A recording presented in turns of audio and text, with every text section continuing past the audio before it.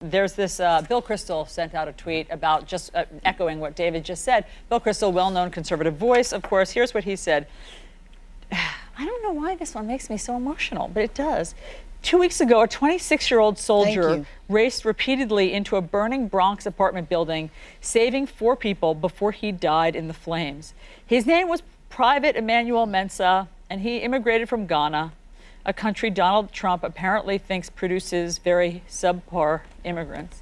I don't know why the president doesn't know that.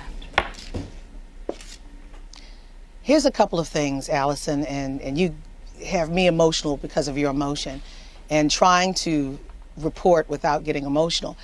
You have a president, and the onus is on those who in this country who voted for him or didn't vote. And I think back to something Maya Angelou said. When someone shows you who they are the first time, believe them. The African-American community was screaming when he kept saying, "Make America great again." That was cold. When was America great? What time period were you talking about? And then you have a president who could not get it right when it came to issues of Charlottesville. And then he's going to change the narrative from the NFL players about taking the knee. It was about police-involved shootings. It wasn't about the flag. Right. It wasn't about the soldiers. And it wasn't about this country. It was about changing the dynamic to stop what's been going on for hundreds of years. You have a president who today, and this is the irony, today we'll celebrate MLK Day at the White House. I mean, it just adds to all of the emotion, and it adds to irony, the horror of... Right. And but listen to this. And then you also, today is the 8th anniversary of that deadly earthquake in Haiti. Yeah. But you also have a president who can't get the name of Tanzania right. He calls it Tanzania. He continues to do that. Africa, and we have to really look at the fact.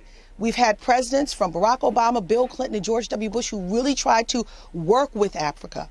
Yeah. He's basically saying Africa and Haiti don't exist. And Africa is very important. And I'm going to say this, and there's a big reason why, and he needs to focus in on Africa and not look at them as a loser country. Africa has issues of terrorism in countries that are not democratically ruled, but you also have a greatness in Africa, mineral rich. I mean, Africa, it has oil there. We could work with them. China is working with them, building infrastructure to work to get oil. Of Africa. For sure. That's what I'm saying, and you cannot. So this president doesn't understand it's not just a racial issue. He doesn't understand the issue of diplomacy and what Africa and Haiti bring, and El Salvador bring to the global community and to the United States of America. Look, he's tweeting this morning. We should say he's defending his immigration stance right now. You know, I think one of the reasons this is so emotional is because this gets to what America is about, right? And what. And we don't want somebody like this in the country. We don't want somebody who ran into the burning building in the country. I mean, that's just heartbreaking. You don't want people who suffer. You don't want people who come from places where things are bad. You also don't want people who aren't blonde and blue-eyed. Apparently. Yes, that's what I mean. You don't want people who are not blonde and blue-eyed. You want just Norwegians. You know, and David, that's where this transcends a debate about immigration to a debate about America. And people in America right now need to look inwards and figure out how they feel about what is being said. Look, the president's disapproval is so high because he's made himself such a narrow thinking and narrow governing political figure. Who is not expanding his base and who's not really reflective of America. He's reflective of a strain of populism in this country, and that did result in his election. And from Charlottesville to these comments, a pattern of hateful ignorance that only bolsters a record of racist attitudes that he brought into the campaign and that predate his time even thinking about politics. So this is the pattern that's clear. And what you've got now is congressional leadership that continues to be afraid of poking the bear. They're complicit. They are complicit. in Well, this? they are afraid to do anything that will get in the way of their business, so they hold their nose and keep at it.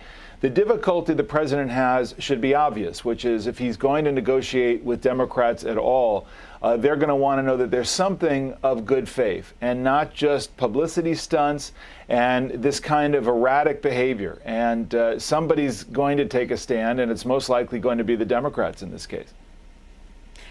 Guys, thank you very much for having this really important conversation. I feel a little lame for Yes. getting emotional, but if Phil Mudd, that tough guy from the CIA who can snap a man's neck with his bare hands, if he can get emotional and teary as he was about all of this, then I guess it's all free game for all of us. David Gregory. Alisyn, it's Yeah. your humanity. It's your humanity. It's your humanity, and that is appreciated. Thank you, April. I really appreciate that, and I appreciate you and everything that you have said in this conversation. Listen, I'm just very grateful that we can all have this conversation about the importance of this today. David Gregory. Y'all know Gregory didn't weigh in there. Yes, He had nothing nice to say about what you said. yes, That's he okay. did. I feel it from All right. David Gregory.